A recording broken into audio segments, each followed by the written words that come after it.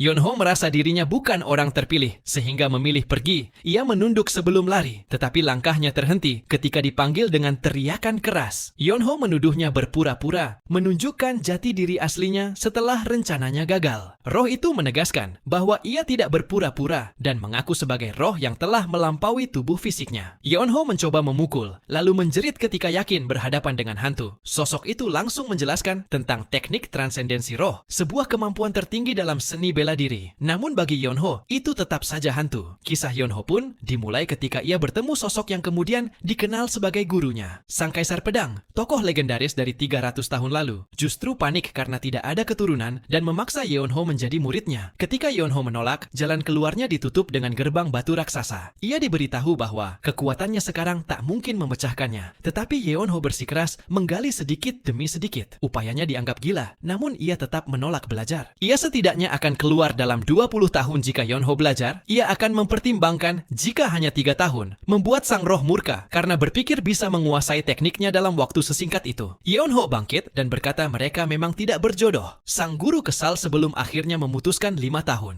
Yonho tampak ragu, namun ketika mendengar janji akan dijadikan yang terhebat di kolong langit, ia tergugah. Ia merasa setengah dari perkataan itu mungkin benar, dan mungkin roh itu memang master sejati. Ia menerima 5 tahun itu sebagai kemenangan besar. Yonho tidak tahu bahwa kakek tua itu adalah Kaisar Pedang, dan betapa menyedihkannya bahwa orang terakhir yang ditemui sang kaisar adalah seseorang seperti dia. Dalam tidur Yonho yang lelap, gurunya membentaknya untuk bangun. Yonho yang mengantuk mengeluh bahwa manusia butuh tidur, membuat sang guru mengutuk langit dan akhirnya minta maaf dan mulai latihan. Guru itu meratap karena murid terakhirnya adalah pemalas absurd yang menyerah hanya setelah 1 kali mencoba. Jika seperti itu, 50 tahun pun takkan cukup. Ia sendiri hampir gila karena setiap kata muridnya membuat darahnya mendidih. Dalam keputusasaan, Yonho bertanya bagaimana gurunya menjatuhkan pintu batu besar sebelumnya dan apakah kekuatan itu bisa dipakai untuk mengendalikan tubuhnya. Guru menjelaskan itu hanyalah pemicu dengan gaya telekinetik. Penjelasan itu justru membuat sang guru tersadar bahwa ia masih bisa memindahkan benda meski tanpa tubuh. Dalam pencerahan itu, ia memindahkan batu dan melempar batu ke arahnya hingga membuatnya panik. Sejak hari itu, latihan mereka tidak pernah berhenti. Bahkan dalam mimpi Yonho, berlatih ilmu teratai mimpi. Hidupnya menyatu dengan pedang tanpa satupun momen bermalas-malasan. 5 tahun berlalu seperti anak panah dan akhirnya ia kembali.